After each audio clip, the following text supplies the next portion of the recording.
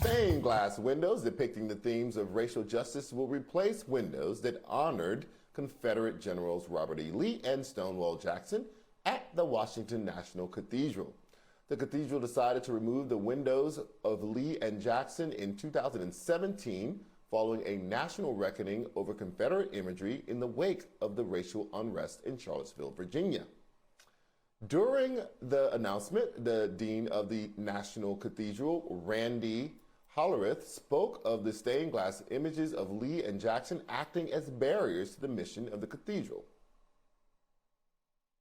When it became obvious that these windows were a serious barrier to this cathedral being a house of prayer for all people, we knew that we had to find a better way. Renowned black artist,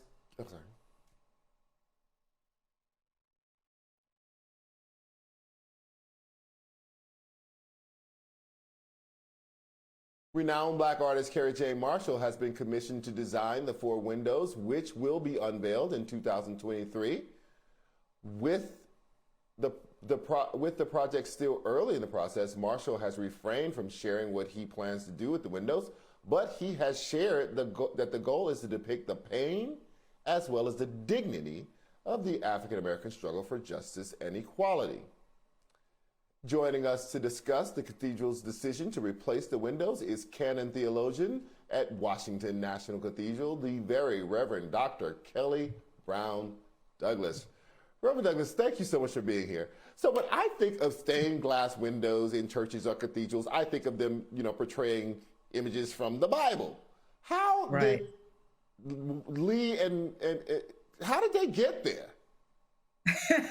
Yeah, and that's a good question. And you're right that stained glass windows have traditionally never been simply there for aesthetic purposes, but have been there to convey sacred stories and tell the stories of the Bible and convey certain religious values. It was in the 1950s as a part of this effort of the Daughters of the Confederacy and other such organizations to begin to reshape, if you will, the story and retell the story of the Civil War, of the Confederacy, by moving forward with a lost cause narrative and a lost cause ideology. And so during this period, they began to place certain monuments in down south, et cetera. So there was a proliferation of Confederate monuments and other memorials.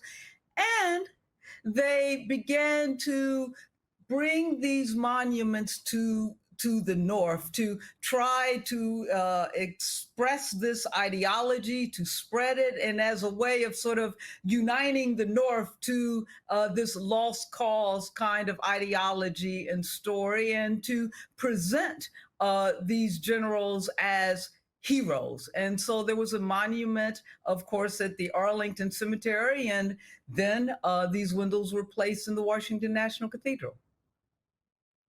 Wait, let me understand something. Did they replace biblical stained glass scenes with these too? No. No. Biblical stained glass scenes. These were new, and they were placed in a bay in the cathedral at that time. Sharing that bay later would be the remains of the only president buried in Washington, D.C., and ironically, sharing that bay with the Lee Jackson windows was President Woodrow Wilson. And so it became quite an infamous bay in that regard. So have those stained glass windows already been removed from the church? Yes, those stained glass windows were removed in 2017. There was a call by the previous dean, Dean Gary Hall, in 2015 to remove those windows in response to the massacres and the killing of 9 persons at Emmanuel AME Church. in South Carolina. At that time, as the nation was going through another stage of, if you will, racial reckoning, but particularly reckoning with Confederate symbols, the dean of the cathedral called for those windows to be removed. A task force, of which I was a member, was put together to begin to discuss, indeed, the removal of the what came to be known as the Lee Jackson windows. So, two political kind of windows are going to be replaced with, or are going to be replaced with four other political ones. Just that the ones that they're leaving are bad ones, and the ones that are coming are good ones, in my opinion. What do you hope that Carrie James Marshall will bring to this kind of political statement in the cathedral? Yeah, first of all, I think it's more than simply a political statement, Charles, and because there's significance in the fact that they are stained glass windows in the Washington National Cathedral. And stained glass windows are religious symbols, and they tell more than just the story of the way things are and open up a story, but they point beyond themselves to our hopes, our dreams, our vision.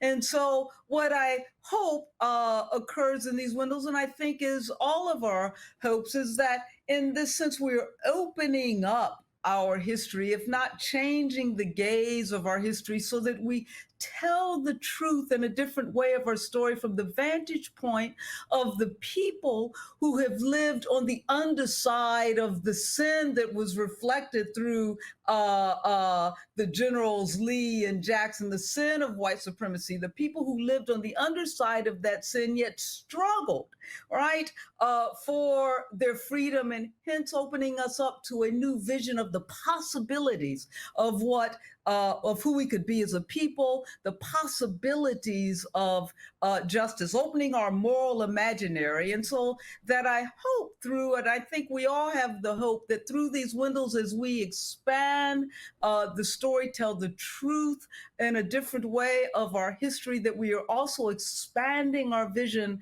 for justice and pointing beyond ourselves and our imagination for a more just society in the world, and then somehow trying to connect to that sort of more just future that God calls us to. And I think that's the role of faith institutions, and certainly the role of the nation's cathedral. The very Reverend Dr. Kelly Brown Douglas just ended the segment with a sermon. Thank you so much for joining me tonight. I really appreciate it.